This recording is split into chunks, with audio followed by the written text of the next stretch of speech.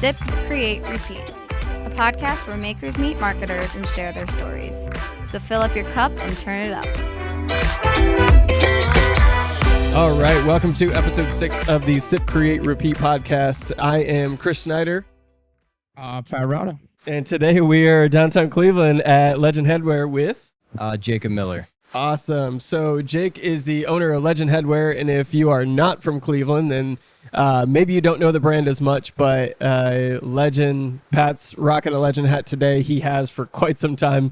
I wear hats 90% of the time, and I said Jake would probably be offended if I showed up here and I didn't wear a Legend hat. So Right. So we didn't want to have any of that. So we we've partnered with Legend on a couple of giveaways for some of our partners before.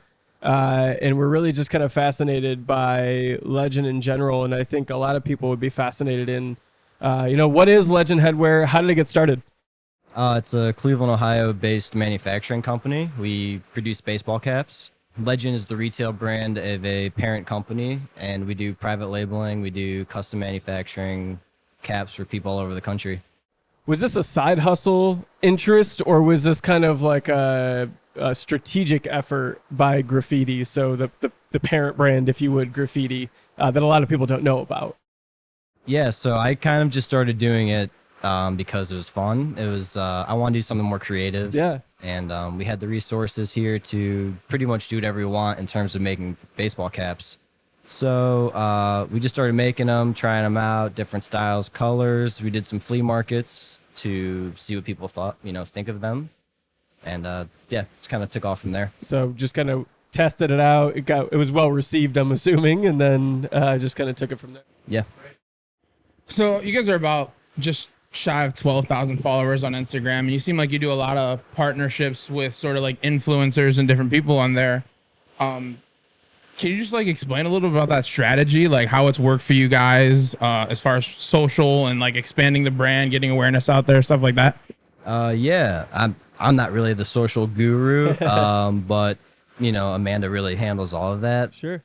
But from day one, I think the most important thing to us was being as real and organic as possible. Reaching out to the everyday person that would actually be interested in our brand, as opposed to a ton of people that have no idea who we are, or just people that actually would want to wear our stuff and Sure. tell their friends about it. Right, and I think it's so important. So many people want to have Instagram be this like canned thing that is way overthought, or they're trying to present only the perfect thing. And your guys is very real, and it's almost like gritty and real Clevelandy, when you look at it. But at the same time, it's such a high quality feed in general, start to finish. I mean, every bit of it, and I think that is probably something people respond well to. So many people don't realize like those things matter, that consistency matters, that like when they see a tone of an image of a hat, they probably can start to pick up on the fact naturally that it's yours. And I think that starts to help build up a brand, especially a brand that's still pretty new. So I think that's pretty sweet. I think and a big part of that too is like it just feels authentic, right? It seems like you guys have done a really good job about, not trying to like oversell like what your brand is. You're representing it by the people that use it. So it makes a lot of sense. So tell us something about like the hat industry that people might not realize or not know.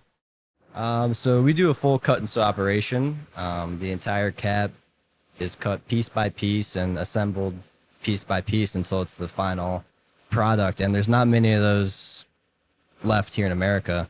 It's pretty rare to find this. Yeah, no, that's awesome. I mean, we walking through, seeing all the machines through here, it was really cool. And it kind of gives you a real picture. Like when you hold their hats, you feel the quality.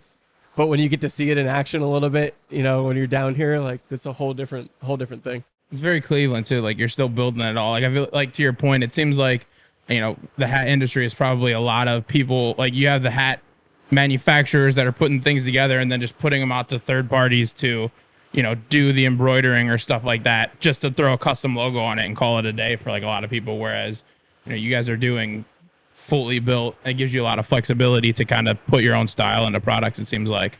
Yeah, definitely. I could tell someone 5 times in a row that we actually make the caps here, and then it won't, till the 5th time I say it, then they'll be like, oh, you make them here.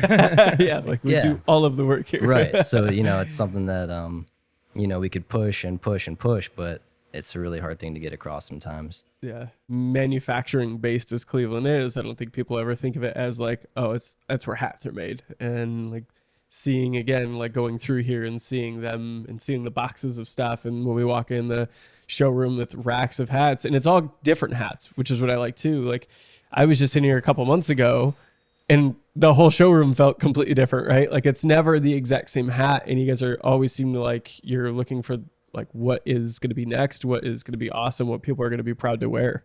So can you talk a little bit about like what is your thought process behind maybe coming out with a new hat? Do you just kind of say like, hey, that looks pretty cool, let's see if it works?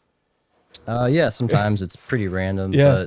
but for the most part, my dad really stressed, don't stop, don't stop trying new things. Don't stop until, you get something that you're completely satisfied with. And I think, the truth is that you're never going to be satisfied Yeah. with the hats that you make. Like, I don't know if there's a such thing as a perfect cap, but like, that's what we want to do. Yeah. Striving for. Yeah. Right. Yeah. That's awesome. So what role has Facebook played in your guys' business? And, Facebook, I guess, and Instagram, but, Facebook being the parent company there, what role has that played in your business? Just ad wise, it helps just reach people all over the country and world. And it's just like a crazy, thing that helps businesses grow. Yeah. It's like, it's almost a gift, you Yeah. know? Like you were part of their like Ohio small business like effort. Like, so what was that kind of like process about? Like, did they just kind of reach out to you and say like, hey, we love what you're doing in Cleveland and we kind of want to feature you? Or Yeah, basically, I got an email and I was like, this seems like it could not, Seems fake. yeah, Right. this could not be real. Yeah, And yeah. then Amanda reached out to me. She goes, you got another email about this. This might be legit. And I was like, oh, okay. So They gotta think she, it's fake too. yeah, right. she took control and she was like, we have to make this happen. That's sweet. Yeah. And they were on top of it every step of the way. So what was that like? Did they come in and do a photo shoot? Did you provide some of the photos for them? Like what was, I know that like we've seen billboards around Cleveland, we've seen some of that, but what were the deliverables that they gave to you guys as part of this program that they featured you in? Yeah, they laid it out step by step through email.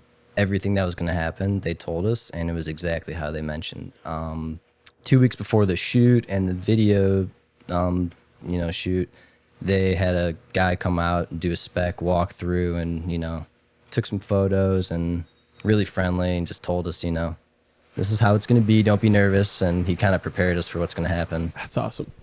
That's so cool. And I think, people automatically assume that's might be something that you guys paid for and just like we're featured or you paid some huge fee to join in. And so to hear that they just reached out to you based on maybe your efforts, based on the level of impressions or, kind of engagement that you get on your feeds, that's awesome. And, I started looking around at other places and other businesses that were featured. And so much of it is they're tailoring their content. They're making their content attractive for people, but also I noticed a lot of them, it's not just focused on likes. It's people are commenting, people are saying, like giving feedback to these posts across all these businesses that were featured there. So if there's one thing from a social media standpoint that we always strive for and that we always try to push our clients to strive for is engagement, is trying to get that conversation started on social.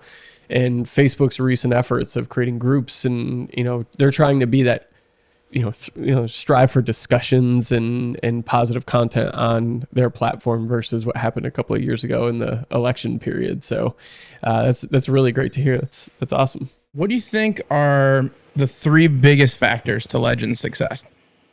Obviously